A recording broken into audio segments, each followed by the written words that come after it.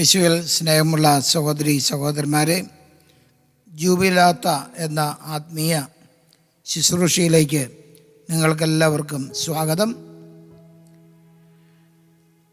സങ്കീർത്തന പുസ്തകം 90-ാം അധ്യായം 10-ാം തിരുവചനത്തിൽ കർത്താവിന്റെ ദാസനായ ദാവീദ് ഇപ്രകാരം അരുൾ ചെയ്യുന്നു: ഞങ്ങളുടെ ആയുഷ്കാലം 70 വർഷമാണ്, ഏറിയാൽ 80, എന്നിട്ടും അക്കാലം അത്രയും അധ്വാനവും ദുരിതവുമാണ്. അവ പെട്ടെന്ന് തീർന്നു പോകുന്നു, ഞങ്ങൾ കടന്നു പോകും. അങ്ങയുടെ കോപത്തിൻ്റെ ഉഗ്രതയും ക്രോധത്തിൻ്റെ ഭീകരതയും ആര് അറിഞ്ഞിട്ടുണ്ട്? ഞങ്ങളുടെ ആയുസ്സിൻ്റെ ദിനങ്ങൾ എണ്ണാൻ ഞങ്ങളെ പഠിപ്പിക്കണമേ. ഞങ്ങളുടെ ഹൃദയം ജ്ഞാനപൂർണമാകട്ടെ. പ്രിയപ്പെട്ട സഹോദരി സഹോദരന്മാരെ, നമ്മുടെ എല്ലാവരുടെയും ജീവിതത്തിൽ കഷ്ടപ്പാട്, ദുരിതം, തകർച്ച, അതിലേറെ നമ്മുടെ ജീവിതത്തിൽ പലപ്പോഴും പല ബന്ധനങ്ങളും ശാപങ്ങളും പീഡകളും, ജീവിതമാകെ പലതരത്തിലുള്ള വിലങ്ങുതടികൾ കൊണ്ട് നിറഞ്ഞതായി നമുക്ക് നമ്മുടെ ജീവിതത്തിൽ അനുഭവപ്പെടുകയും തോന്നുകയും ഒക്കെ ചെയ്യുന്നുണ്ട്. എന്തുകൊണ്ടാണ് ഇങ്ങനെ നമുക്ക് സംഭവിക്കുക എന്ന് ചോദിച്ചാൽ, അതിനു പിന്നിൽ വളരെ പ്രധാനപ്പെട്ട ഒരു കാര്യം നിലനിൽക്കുന്നുണ്ട് എന്ന് നമ്മൾ തിരിച്ചറിയണം. ഒരു ഹ്രസ്വകാലം മാത്രമാണ് നമ്മളെല്ലാം ഈ ലോകത്തിൽ ജീവിക്കുക. അതിനുശേഷം ഈ ലോകം നമ്മൾ വിട്ട് ഇവിടെ നിന്ന് യാത്ര ചെയ്ത് നമ്മൾ പരലോകത്തിൽ എത്തിച്ചേർന്ന അവിടെയാണ് നമുക്ക് നമ്മുടെ സ്ഥിരമായ താമസമുള്ളത്. ഇവിടെ നമുക്ക് ഏറിയാൽ 70-80 എന്നാണ് ദൈവവചനം ഓർപ്പിക്കുക. ചുരുക്കം ചിലരൊക്കെ 100 വയസ്സും പിന്നിട്ടിട്ടുണ്ട്. എന്നാൽ ഇവിടെ നമുക്ക് കുറച്ച് കാലമേ ഉള്ളൂ. ഈ കുറച്ച് കാലം നമ്മൾ പരലോക യാത്രയ്ക്ക് നമ്മൾ ഓരോരുത്തരും ഒരുങ്ങുകയാണ്. ഈ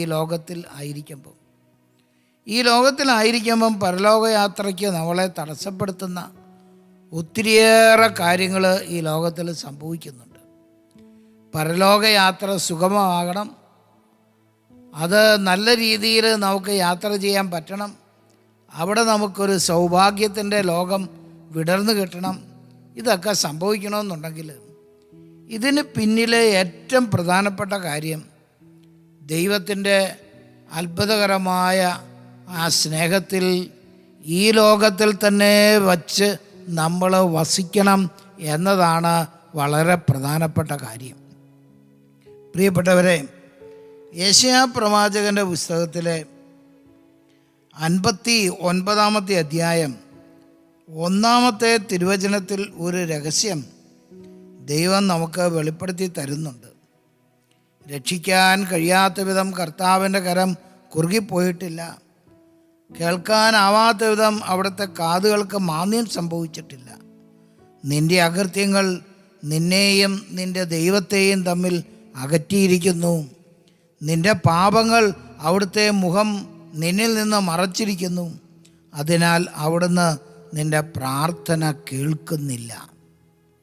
ദൈവത്തിൻ്റെ സ്നേഹം നമ്മുടെ ജീവിതത്തിൽ തടസ്സപ്പെട്ടു പോവുക, മറഞ്ഞു പോവുക, ദൈവത്തിൻ്റെ ഗൈഡൻസ്, നിർദ്ദേശം, നിരന്തരമായ നടത്തിപ്പ് നമുക്ക് കിട്ടുന്നില്ല. ഇതൊക്കെ സംഭവിക്കുന്നത് എന്തുകൊണ്ടാണെന്നാണ് തിരുവചനം നമ്മളെ ഓർപ്പിക്കുക. നമ്മളിലുള്ള പാപം നിമിത്തമാണ് ഇതെല്ലാം സംഭവിക്കുക. അതുകൊണ്ട് ദൈവസ്നേഹത്തിൽ വസിക്കുക എന്നത് വളരെ വളരെ വളരെ പ്രധാനപ്പെട്ട ഒരു കാര്യമാണ്. ദൈവസ്നേഹത്തിൽ നമ്മൾ ആരൊക്കെ ഈ ലോകത്തിൽ ദൈവസ്നേഹം അനുഭവിക്കാതെ തെറ്റായ വഴികളിലൂടെ ആരൊക്കെ സഞ്ചരിക്കുന്നുണ്ടോ അവരെയെല്ലാം തേടിയാണ് യേശുക്രിസ്തു ഈ ലോകത്തിലേക്ക് വന്നത്. സ്നേഹത്തിൽ വസിക്കാത്ത ഏതൊക്കെ ഹൃദയമുണ്ടോ, സ്നേഹത്തിൽ നിന്ന് അകന്ന് ജീവിക്കുന്ന ഏതൊക്കെ ഹൃദയമുണ്ടോ അവരെയൊക്കെ തേടിയാണ് യേശു ഈ ലോകത്തിലേക്ക് വന്നത്. അതുകൊണ്ട് ബൈബിള് ദൈവത്തെ വിളിക്കുന്നത് തന്നെ സ്നേഹമാകുന്നു എന്നാണ്. യോഹന്നാൻ്റെ 1-ാമത്തെ ലേഖനം 4-ാം അധ്യായത്തിൻ്റെ 8-16 തിരുവചനത്തിൽ യോഹന്നാൻ ദൈവത്തെ നിർവചിക്കുന്നത് ദൈവം സ്നേഹമാകുന്നു എന്നാണ്. ദൈവം സ്നേഹമാകുന്നു എന്ന് നിർവചിക്കാൻ കാരണം മനുഷ്യ ജീവിതത്തിൻ്റെ ഏറ്റവും അടിസ്ഥാനപരമായ അവൻ്റെ ആവശ്യം സ്നേഹം കൊണ്ട് നിറയുക എന്നതാണ്. അപ്പം അതുകൊണ്ട് സ്നേഹം കിട്ടിയില്ലെങ്കിൽ, സ്നേഹം കിട്ടാത്തതിൻ്റെ പേരിലാണ് ഈ ലോകത്തിൽ അനേക മനുഷ്യർ തെറ്റുകാരായിക്കൊണ്ടിരിക്കുന്നത്. തെറ്റായ ജീവിതശൈലി ഒരു മനുഷ്യൻ അനുവർത്തിക്കുന്നതിൻ്റെ പിന്നിലെ കാരണം അവന് ജീവിതത്തിൽ സ്നേഹം കിട്ടിയിട്ടില്ല എന്നതാണ്. ഇതിന് വളരെ പ്രധാനപ്പെട്ട ഒരു കാര്യം വിശുദ്ധ യോഹന്നാൻ്റെ സുവിശേഷത്തിൽ 3-ാമത്തെ അധ്യായത്തിൽ 16-ാമത്തെ വാക്യത്തിൽ ഇതാ യേശു തിരുവചനത്തിലൂടെ നമ്മളെ ഇങ്ങനെ വെളിപ്പെടുത്തി തരികയാണ്. 16-ാം തിരുവചനം പറയുകയാണ്, അവനിൽ വിശ്വസിക്കുന്ന ഏവനും നശിച്ചു പോകാതെ നിത്യജീവൻ പ്രാപിക്കാൻ വേണ്ടി തൻ്റെ ഏകജാതനെ നൽകാൻ തക്കവിധം ദൈവം ലോകത്തെ അത്രമാത്രം സ്നേഹിച്ചു. അത്രമാത്രം. എന്തുമാത്രം സ്നേഹക്കുറവ് മനുഷ്യൻ്റെ ഹൃദയത്തിലുണ്ടോ അത്രത്തോളം ദൈവം ലോകത്തെ സ്നേഹിച്ച് സ്നേഹം നിറയ്ക്കാൻ ആഗ്രഹിക്കുന്നു. അതുകൊണ്ട് യേശു ക്രിസ്തുവിനെ ഈ ലോകത്തിലേക്ക് രക്ഷകനായിട്ട് അയക്കുന്നു. ഇപ്പം രക്ഷകനായ യേശു ക്രിസ്തു ലോകത്തിൽ വന്നതിൻ്റെ ഒന്നാമത്തെ ഉദ്ദേശം മനുഷ്യ ഹൃദയങ്ങളിൽ സ്നേഹം നിറയ്ക്കുക. അവൻ സ്നേഹം കിട്ടാത്തത് കൊണ്ടാണ് പാപിയായതെങ്കിൽ അവൻ്റെ പാപത്തിൽ നിന്ന് അവനെ മോചിപ്പിക്കുക. ഇതിന് ഒന്നാമത്തെ ഉദാഹരണം ശമ്രായക്കാരി സ്ത്രീയാണ്. ഈ ശമ്രായക്കാരി സ്ത്രീയെ സംബന്ധിച്ചിടത്തോളം നമുക്ക് കാണാൻ പറ്റും, അവളെ യേശുക്രിസ്തു യാക്കോബിൻ്റെ കിണറിനരിയിൽ ഇരുന്ന് കാണാൻ വേണ്ടി തന്നെ തൻ്റെ ശിഷ്യന്മാരെല്ലാവരെയും പട്ടണത്തിൽ ഭക്ഷണം വാങ്ങാനായിട്ട് പറഞ്ഞയക്കുന്നു. കാരണം ഈ മകള് സ്നേഹം കിട്ടാത്തത് കൊണ്ട് വഴിതെറ്റി നടക്കുന്ന മകളാണെന്ന് യേശുവിന് വ്യക്തമായി മുൻപേ തന്നെ അറിയാമായിരുന്നതുകൊണ്ടും അങ്ങനെയൊരു മകൾ വരുമെന്നും അവളെ മാനസാന്തരപ്പെടുത്തണമെന്നും തൻ്റെ ശിക്ഷഗണത്തിൽ ചേർക്കണമെന്നും ഒക്കെ മുൻകൂട്ടി പദ്ധതി അവളെക്കുറിച്ച് യേശുവിനുണ്ടായിരുന്നു. അതുകൊണ്ട് അവളോട് അവളുടെ വ്യക്തിപരമായ ജീവിതത്തിൽ ഇടപെടണം എന്ന് ആഗ്രഹിച്ച യേശു സ്നേഹിക്കപ്പെടാത്ത ആ ഹൃദയത്തെ തേടി, സ്നേഹിക്കപ്പെടാത്ത ആ ഹൃദയത്തെ സ്വന്തമാക്കാൻ, അവിടെ ഹൃദയത്തിൽ സ്നേഹം ചൊരിഞ്ഞ് സുഖപ്പെടുത്താൻ യേശു ആഗ്രഹിച്ചു. അവളോട് യേശു സംസാരിക്കുന്നു, വെള്ളം വേണമെന്ന് പറയുന്നു. അവൻ യഹൂദനാണെന്നും ഞാൻ ശമറിയാക്കാരിയാണെന്നും വെള്ളം തരാൻ പറ്റില്ലെന്നും. അപ്പോൾ യേശു അവളോട് പറയാണ്, ഞാൻ ആരാണെന്ന് നീ അറിഞ്ഞാൽ നീ എന്നോട് ചോദിക്കുകയും ഞാൻ നിനക്ക് വെള്ളം തരികയും ചെയ്യും. ആ വെള്ളം കുടിച്ചാൽ പിന്നീടൊരിക്കലും അത് കൊണ്ട് നീ ദാഹിക്കുകയില്ല. അത് നിന്നെ നിത്യജീവനിലേക്ക് നിർഗളിക്കുന്ന, നിൻ്റെ ജീവിതത്തിൽ നിത്യജീവിതത്തിലേക്ക് നയിക്കുന്ന, നിർഗളിക്കുന്ന അരുവിയായിട്ട് മാറും ഞാൻ തരുന്ന ജലം. ഇനി ഞാൻ വേറെ വെള്ളം കോരാൻ വരണ്ടല്ലോ, ആ വെള്ളം തന്നാൽ മതിയല്ലോ, എനിക്ക് ആ വെള്ളം തരിക. യേശു ആ വെള്ളം കൊടുക്കാൻ തീരുമാനിച്ചു. നിൻ്റെ ഭർത്താവിനെ കൂട്ടിക്കൊണ്ടുവരിക. അപ്പോഴാണ് അവളുടെ തെറ്റായ ജീവിതത്തിൻ്റെ പഴയ ചരിത്രങ്ങൾ മുഴുവൻ അവൾ യേശുവിൻ്റെ മുമ്പിൽ തുറന്നു വെച്ചു. അവളുടെ ജീവിതത്തിലേക്ക് ഒരു ഉൾക്കാഴ്ച കൊടുത്തു. നിൻ്റെ കുടുംബത്തിൽ നിന്ന്, ബന്ധുക്കളിൽ നിന്ന്, പ്രിയപ്പെട്ടവരിൽ നിന്ന് വേണ്ടത്ര സ്നേഹം കിട്ടാതെ പോയതാണ് നിൻ്റെ ജീവിതത്തിൽ. നിനക്ക് ഈ ജീവിതത്തിൽ ഈ പരാജയമെല്ലാം ഉണ്ടാകാൻ ഇടയായതിൻ്റെ പിന്നിലെ കാരണം നീ തെറ്റായ സ്നേഹം തേടി തേടി തേടി ഒരു പുരുഷനോടൊത്ത് വിവാഹിതയായി ഒരു കുടുംബജീവിതം നയിക്കേണ്ടിയിരുന്നവളായ നീ ആ കുടുംബജീവിതം നയിക്കാൻ പറ്റാത്തൊരു സാഹചര്യത്തോടുകൂടെ തെറ്റായ ബന്ധങ്ങളിൽ അകപ്പെട്ട് നീ പല പുരുഷന്മാരുടെ പിന്നാലെ നിൻ്റെ ജീവിതം കറങ്ങിക്കൊണ്ടിരിക്കുക. ഇത് ശരിയായ ജീവിതമല്ല. ഈ ജീവിതം നീ ജീവിച്ചാൽ നീ പരലോകത്തിലേക്കുള്ള യാത്രയിൽ പങ്കെടുക്കുകയില്ല. പരലോകയാത്രയിൽ നീ പങ്കാളിയാകണം. അതിന് നിനക്കൊരു നല്ല ജീവിതം വേണം. നല്ല ജീവിതത്തിൽ നിന്ന് നിന്നെ പിന്തിരിപ്പിക്കുന്നത് കഴിഞ്ഞ കാലങ്ങളിൽ നിനക്ക് കിട്ടാതെ പോയ സ്നേഹത്തിൻ്റെ ആ മുറിവുകളാണ്. അവിടെ നിനക്ക് ദൈവസ്നേഹം നിറയുമ്പോഴാണ് നിനക്ക് പക്വമായ ഒരു കുടുംബജീവിതം ജീവിക്കാനുള്ള ശക്തിയും കരുത്തും കൃപയും എല്ലാം ലഭിക്കുക. അതുകൊണ്ട് നീ എൻ്റെ അരികിൽ നിന്ന് ഈ ജലം സ്വീകരിക്കുക. ഈ ജലം എന്ന് പറഞ്ഞത്, യേശു പറഞ്ഞത് മറ്റൊന്നുമല്ല, ദൈവസ്നേഹമെന്ന ആ കൃപയാണ്. പ്രിയപ്പെട്ടവരെ, കാരുണ്യവാനായ യേശു ആ മകൾക്ക് ആ കൃപ നൽകാനായിട്ട് തയ്യാറായി. അത് ആ മകൾ സ്വീകരിച്ചു കഴിഞ്ഞപ്പോൾ തന്നെ അവളുടെ ജീവിതത്തിൽ സമൂലമായ മാറ്റം വന്നു. പ്രിയപ്പെട്ടവരെ, ആ മകളുടെ ജീവിതത്തിൽ 1 മണിക്കൂർ നേരത്തെ യേശുവുമായിട്ടുള്ള ആ സംഭാഷണത്തിൽ ആ മകളുടെ ജീവിതത്തിൽ വലിയ മാറ്റം വന്നു. പ്രിയപ്പെട്ടവരെ, ആ മകള് പുതിയ ഒരു സൃഷ്ടിയായിട്ട് മാറി. കൊറിന്തോസുകാർക്ക് എഴുതിയ 2-ാം ലേഖനം 5-ാം അധ്യായം 17-ാം തിരുവചനം നമ്മൾ ഓർക്കണം. വിശുദ്ധ പൗലോസ് അപ്പോസ്തലൻ ഇതാ യേശുക്രിസ്തുവിൻ്റെ ഈ സംഭവം മനസ്സിൽ വെച്ചുകൊണ്ടാണ് അത് എഴുതുക. യേശുക്രിസ്തുവിലായിരിക്കുന്നവൻ ഒരു പുതിയ സൃഷ്ടിയാണ്. പഴയതെല്ലാം കടന്നുപോയി, പുതിയത് വന്നു കഴിഞ്ഞു. ഇതാ ഈ മകളുടെ പഴയത് പോയി. യേശുക്രിസ്തുവിൻ്റെ സ്നേഹം സ്വീകരിച്ചത് അവളുടെ പഴയതെല്ലാം അവളെ വിട്ടുപോയി. അവളിലേക്ക് പുതിയൊരു ജീവിതം കടന്നു വന്നു. അവൾ യേശുവിനെ രക്ഷകനായിട്ട് സ്വീകരിച്ചു. ഉടനെ തന്നെ അവൾ ആ കുടം, ആ കലം, വെള്ളം കോരാൻ കൊണ്ടുവന്ന കുടം അവിടെ ആ കിണറിനരികിൽ വച്ചിട്ട് അവൾ പോയി. പട്ടണത്തിൽ ചെന്നിട്ട് ആ പട്ടണത്തിലുണ്ടായിരുന്ന എല്ലാ മനുഷ്യരോടുമായിട്ട് അവൾ ഇങ്ങനെ പറഞ്ഞു, എൻ്റെ ജീവിതത്തിലെ പഴയ കാര്യങ്ങൾ, ഞാൻ ചെയ്ത കാര്യങ്ങളെല്ലാം എന്നോട് പറഞ്ഞ ഒരു മനുഷ്യൻ ഇവിടെയുണ്ട്. നിങ്ങൾ വന്ന് അവൻ്റെ വാക്ക് കേൾക്കുക. പ്രിയപ്പെട്ടവരെ, ആ പട്ടണത്തിലുള്ള സകല മനുഷ്യരും യേശുവിൻ്റെ അരികിലെത്തി. ഇവിടെ തിരുവചനം രേഖപ്പെടുത്തിയിരിക്കുക, ഞാൻ ചെയ്തതെല്ലാം അവൻ എന്നോട് പറഞ്ഞു എന്ന ആ സ്ത്രീയുടെ സാക്ഷ്യം മൂലം പട്ടണത്തിലെ ശമറിയാക്കാരിൽ അനേകർ അവനിൽ വിശ്വസിച്ചു.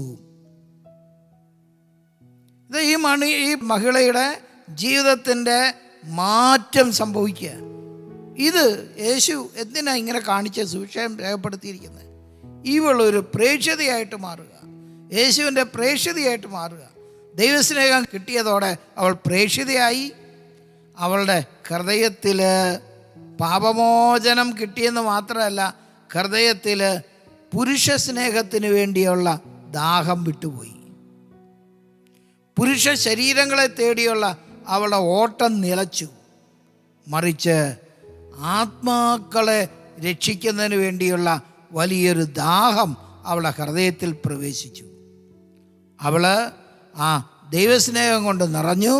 അവൾ പിന്നീട് അന്ന് കാണിച്ച ആ മാതൃക, പട്ടണത്തിലെ എല്ലാ മനുഷ്യരെയും യേശുവിൻ്റെ അരികിൽ കൊണ്ടുവന്ന ആ മഹത്വം, അത് അവളുടെ ജീവിതത്തിൽ തുടർന്നു. അനേകർ ഈ മകളുടെ വാക്ക് കേൾക്കുമ്പം യേശുവിനെ കാണണമെന്ന് ആഗ്രഹിക്കുകയാണ്. അതുവരെ ആ സ്ത്രീയുടെ ജീവിതത്തിൽ അവളെ കാണുമ്പം പല പുരുഷന്മാർക്കും അവളെ വേണമെന്ന് ആഗ്രഹം ഉണ്ടാകുമായിരുന്നു. അതുപോലെ ആകർഷകയായിരുന്നു അവള്. തെറ്റ് ചെയ്യാൻ പ്രേരണ നൽകുന്ന ഒരു സ്ത്രീയായിരുന്നു അവൾ. യേശുവിൻ്റെ സ്നേഹം നിറഞ്ഞപ്പം, ദൈവത്തിൻ്റെ സ്നേഹം നിറഞ്ഞപ്പം, തെറ്റ് ചെയ്യാൻ പ്രേരണ കൊടുത്ത ആ സ്ത്രീയുടെ വാക്കുകളിൽ ദൈവസ്നേഹം നിറഞ്ഞപ്പോൾ അവൾക്ക് മാറ്റമുണ്ടായി, അവൾക്ക് സൗഖ്യമുണ്ടായി. അവൾ യേശുവിൻ്റെ അടുക്കലേക്ക് മനുഷ്യരെ ആകർഷിക്കുന്ന മകളായിട്ട് മാറി. ഒരു മനുഷ്യൻ പോലും പിന്നീട് അവളെ കേട്ട ഒരു മനുഷ്യൻ പോലും അവളുടെ ദേഹം ആഗ്രഹിച്ചില്ല, മറിച്ച് ദൈവസ്നേഹം ആഗ്രഹിച്ചു. ദൈവസ്നേഹത്തിലേക്ക് കടന്നു വന്നു. അത്ഭുതകരമായ വിടുതൽ നമ്മുടെ ജീവിതത്തിൽ സംഭവിക്കുന്നത് ഇങ്ങനെയാണ്. ദൈവസ്നേഹം ആരിലേക്ക് പാഞ്ഞൊഴുകുന്നുവോ അവരിൽ വിടുതലുണ്ടാകും. അത്ഭുതകരമായ വിടുതലുണ്ടാകും, സൗഖ്യമുണ്ടാകും. അവർ വിടുതലിൻ്റെ കൃപയിൽ പ്രവേശിക്കണമെങ്കിൽ ദൈവസ്നേഹം നിറയണം. പ്രിയ സഹോദര, പ്രിയ സഹോദരി, കർത്താവിൻ്റെ ഈ കൃപ നമ്മുടെ ഓരോരുത്തരുടെയും ജീവിതത്തിൽ വന്ന് നിറയട്ടെ. ദൈവസ്നേഹമാകുന്ന കൃപ വിടുതലായിട്ട്, അനുഗ്രഹമായിട്ട് നമ്മുടെ ജീവിതത്തിൽ നിറയട്ടെ. ഇത് വളരെ പ്രധാനപ്പെട്ട കാര്യമാണ്. ഈ അനുഗ്രഹത്തിനായിട്ട് ഇന്നത്തെ ദിവസം നമുക്ക് പ്രത്യേകം പ്രാർത്ഥിക്കാം. ദൈവസ്നേഹം നിറഞ്ഞ് വിടുതൽ സംഭവിക്കണം എന്നിൽ, എൻ്റെ കുടുംബത്തിൽ. ഈ കൃപയിലേക്ക് നമുക്ക് ആരാധനയിൽ പ്രത്യേകം സമർപ്പിച്ച് പ്രാർത്ഥിക്കാം. ആമേൻ.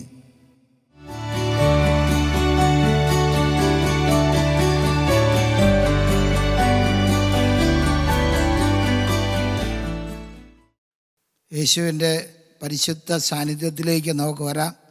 നമ്മുടെ ജീവിതത്തിൽ സ്നേഹം കിട്ടാതെ പോയ എല്ലാ മുറിവുകളിലേക്കും കാരുണ്യവാനായ ഈശോയെ നമുക്ക് ക്ഷണിച്ചുകൊണ്ട് ദിവ്യകാരുണ്യനാഥന് മുമ്പിൽ മുട്ടുകുത്തി നമുക്ക് ഈ ആരാധനയിൽ പങ്കുചേരാം.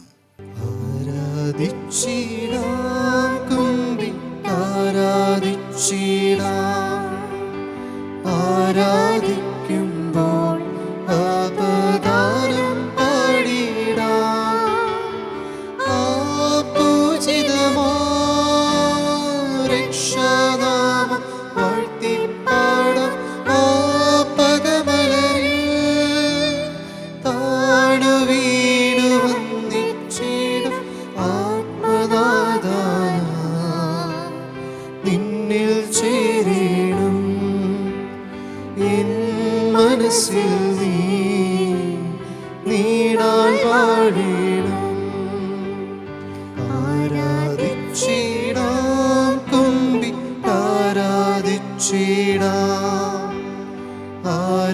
ആരാധിക്കുമ്പോൾ അപദാനം പാടിടാം. പൂജിതമോ രക്ഷാനാമം വാഴ്ത്തിപ്പാടും ആ പദമലരിൽ താണു വീണു വന്നിച്ചിടും ആത്മനാഥ നിന്നിൽ ചേരണം. എൻ മനസ്സിൽ നീടാൽ വാഴണം. ഹല്ലേലൂയ, ഹല്ലേലൂയ, ഹല്ലേലൂയ, ഹല്ലേലൂയ, ഹല്ലേലൂയ, ഹല്ലേലൂയ, ഹല്ലേലൂയ. യേശുവേ സ്തോത്രം, സ്തോത്രം, സ്തോത്രം, സ്തോത്രം. യേശുവേ സ്തോത്രം, സ്തോത്രം, സ്തോത്രം. ആരാധന, ആരാധന, ആരാധന, ആരാധന, ആരാധന. യേശുവേ മഹത്വം, മഹത്വം, മഹത്വം, മഹത്വം. ഞങ്ങൾ ഓരോരുത്തരും അങ്ങയെ ചേർന്ന് അങ്ങയുടെ മുമ്പിൽ മുട്ടുകൾ മടക്കി അങ്ങയെ ആരാധിക്കുന്നു. അങ്ങയുടെ അത്ഭുതകരമായ സ്നേഹം, അവിടുത്തെ കരുതൽ, അവിടുത്തെ അനുഗ്രഹം സ്നേഹശൂന്യമായ ഞങ്ങളുടെ ഹൃദയത്തിലേക്ക് ഈ സമയം ഒഴുക്കണേ എന്ന് പ്രാർത്ഥിക്കുന്നു. കർത്താവേ, കടന്നു വരണമേ. നിന്റെ സാന്നിധ്യമാണ്, അത്ഭുത സാന്നിധ്യമാണ് ഞങ്ങളെ ഓരോരുത്തരെയും സുഖപ്പെടുത്തുമെന്ന് ഞങ്ങൾ അറിയുന്നു. ഹല്ലേലൂയ, ഹല്ലേലൂയ, ഹല്ലേലൂയ, ഹല്ലേലൂയ. യേശുവേ സ്തുതി, യേശുവേ ആരാധന, യേശുവേ നന്ദി, നന്ദി, നന്ദി, നന്ദി. സ്തോത്രം, സ്തോത്രം, സ്തോത്രം, സ്തോത്രം, സ്തോത്രം. പരിശുദ്ധ പരമ ദിവ്യകാരുണ്യത്തിന് പരിശുദ്ധ പരമ ദിവ്യകാരുണ്യത്തിന് പരിശുദ്ധ പരമ ദിവ്യകാരുണ്യത്തിന് യേശുവിലെ സ്നേഹമുള്ളവരെ, ദിവ്യകാരുണ്യനാഥൻ്റെ തിരുമുഖത്തേക്ക് നമുക്ക് നോക്കാം. ഈ പരിശുദ്ധ ദിവ്യകാരുണ്യം വലിയ സ്നേഹത്തിൻ്റെ അടയാളമാണ്. നമുക്ക് ഓരോരുത്തർക്കും വേണ്ടി സ്വന്തം ശരീരം തകർത്ത് അതിനെ അപ്പത്തിൻ്റെ രൂപത്തിലേക്ക് മാറ്റി നമ്മുടെ മുമ്പിൽ അപ്പത്തിൻ്റെ രൂപത്തിൽ അവൻ സന്നിഹിതനായി നിൽക്കുകയാണ്. നമ്മുടെ ഓരോരുത്തരുടെയും ജീവിതം വലിയ സ്നേഹത്തിൻ്റെ കൃപ കൊണ്ട് നിറയേണ്ടതിന് വേണ്ടിയാണ് ദൈവം തൻ്റെ ഈ ശരീരം ഇപ്രകാരം കുരിശിൽ തകർത്ത് തൻ്റെ ശരീരത്തെ അപ്പരൂപത്തിലേക്ക് രൂപാന്തരപ്പെടുത്തിയത്. നമ്മുടെ ജീവിതത്തിൽ കഷ്ടതകളില്ലാത്ത, ദുഃഖമില്ലാത്ത, വേദനയില്ലാത്ത, തകർച്ചകളില്ലാത്ത ഒരു മനുഷ്യൻ പോലും ഈ ലോകത്തിലില്ല. നമ്മുടെ കഷ്ടതകളും ദുഃഖങ്ങളും തകർച്ചകളും എല്ലാം നമ്മളിലേക്ക് കടന്നു വരാൻ ഇടയാക്കിയതിൻ്റെ കാരണം നമ്മുടെ കഴിഞ്ഞ കാലങ്ങളിൽ നമുക്ക് വന്നുപോയ വീഴ്ചകളാണ്, തെറ്റുകളാണ്, പാപങ്ങളാണ്. ആ പാപത്തിലേക്ക് നമ്മളെ നയിച്ചത് കഴിഞ്ഞ കാലങ്ങളിലെ നമ്മുടെ ജീവിതത്തിൽ നമുക്ക് കിട്ടിയ ചില തിക്താനുഭവങ്ങൾ, സ്നേഹിക്കപ്പെടാത്ത ഒരവസ്ഥ, ഇതൊക്കെയാണ് നമ്മളിൽ ഇതൊക്കെ ഉണ്ടാക്കിയത്. അതുകൊണ്ട് ദൈവത്തിൻ്റെ വചനത്തിലേക്ക് നമുക്ക് ഒന്ന് നോക്കാം. വിലാപങ്ങളുടെ പുസ്തകത്തിൽ 3-ാമത്തെ അധ്യായം 19-20 വചനം ഇങ്ങനെ ഓർമ്മിപ്പിക്കുകയാണ്. എൻ്റെ കഷ്ടതയുടെയും അലച്ചിലിൻ്റെയും ഓർമ്മ കൈപ്പേറിയ വിഷമാണ്.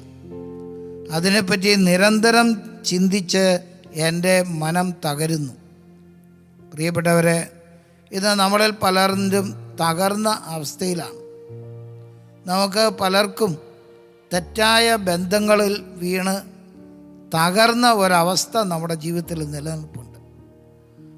അതുകൊണ്ട് നമുക്ക് ജീവിക്കാൻ തന്നെ ഒരുപക്ഷെ മടുപ്പ് വന്നിട്ടുണ്ടാകും. ശമ്രായിക്കാരി സ്ത്രീയുടെ ജീവിതം പോലെ ജീവിതം തകർന്ന് നിൽക്കുകയാണ്. മുന്നോട്ട് പോകാൻ വഴികൾ എന്താണെന്നറിയാതെ നിൽക്കുകയാണ്. പ്രിയപ്പെട്ടവരെ, അവിടെയെല്ലാം നമുക്ക് അത്ഭുതകരമായ സൗഖ്യം ഉണ്ടാകും.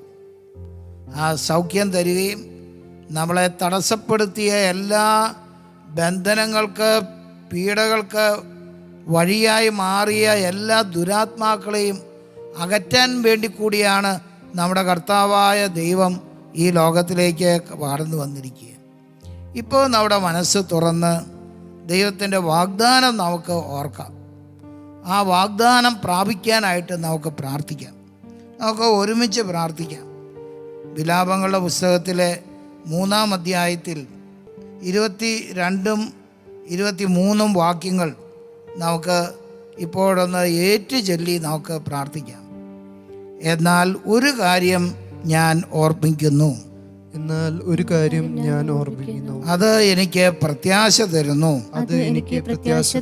കർത്താവിന്റെ സ്നേഹം ഒരിക്കലും അസ്തമിക്കുന്നില്ല. അവിടുത്തെ കാരുണ്യം അവസാനിക്കുന്നില്ല. ഓരോ പ്രഭാതത്തിലും അത് പുതിയതാണ്. അവിടുത്തെ വിശ്വസ്തത ഉന്നതമാണ്.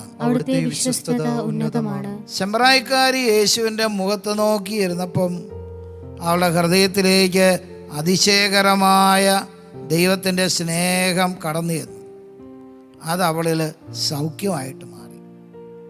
പ്രിയപ്പെട്ടവരെ, ഇപ്പോൾ നമ്മൾ ആ സൗഖ്യം അനുഭവിക്കുകയും നമ്മളെ തടസ്സപ്പെടുത്തിയ എല്ലാ അന്ധകാരങ്ങളും വിട്ടുപോകാൻ യേശുവിൻ്റെ നാമത്തിൽ പ്രാർത്ഥിക്കുകയാണ്. ഇപ്പോൾ തന്നെ ആ സൗഖ്യം, ഉന്നതമായ സ്നേഹത്തിൻ്റെ കൃപ നമ്മളിലേക്ക് കടന്നു വന്നിട്ടുണ്ട്. നമുക്കൊരുമിച്ച് ഈ ഗാനത്തോട് ചേർന്ന് പ്രാർത്ഥിക്കാം. അതിഘോരമാ എൻ പാപജീവിതം നിന്ദയ തേടുന്നു കരുണാമയ. അതിഘോരമാ എൻ പാപജീവിതം നിന്ദയ തേടുന്നു കരുണാമയ. അനുതാപത്തോടെ പാടാം നമുക്ക്. വഴിവിട്ട ബന്ധങ്ങൾ, അടങ്ങാത്ത മോഹങ്ങൾ, അടിതെറ്റി വീഴുന്നു അതിദാരുണം. കൈകൾ നീട്ടിപ്പാടാം. കരുണക്കടലേ കരം നീട്ടി എന്നെ കരകയറ്റി നിൻ ദാസരിൽ ചേർക്കണേ.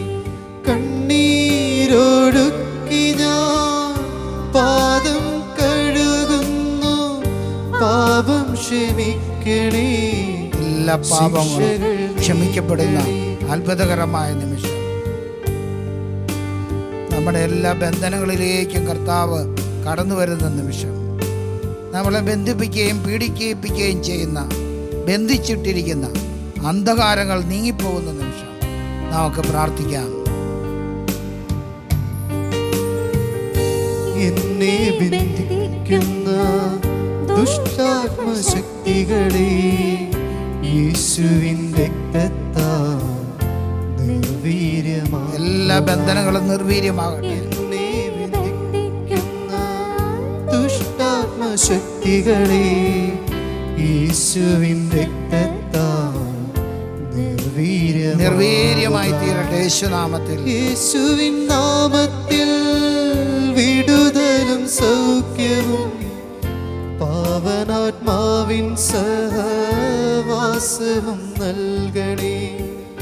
യേശുവിൻ നാമത്തിൽ വിടുതലും സൗഖ്യവും പാവനാത്മാവിൻ സഹവാസവും നൽകണേ. കൈകൾ നീട്ടി കരുണക്കടലേ യേശുവിന്റെ ആശീർവാദം സ്വീകരിച്ചുകൊണ്ട് കരം നീട്ടി എന്നെ കരകയറ്റി നിൻ ദാസരിൽ തീർക്കണേ. കണ്ണീരൊഴുക്കി ഞാൻ പാദം കഴുകുന്നു, പാപം ക്ഷമിക്കണേ. ശിക്ഷകൾ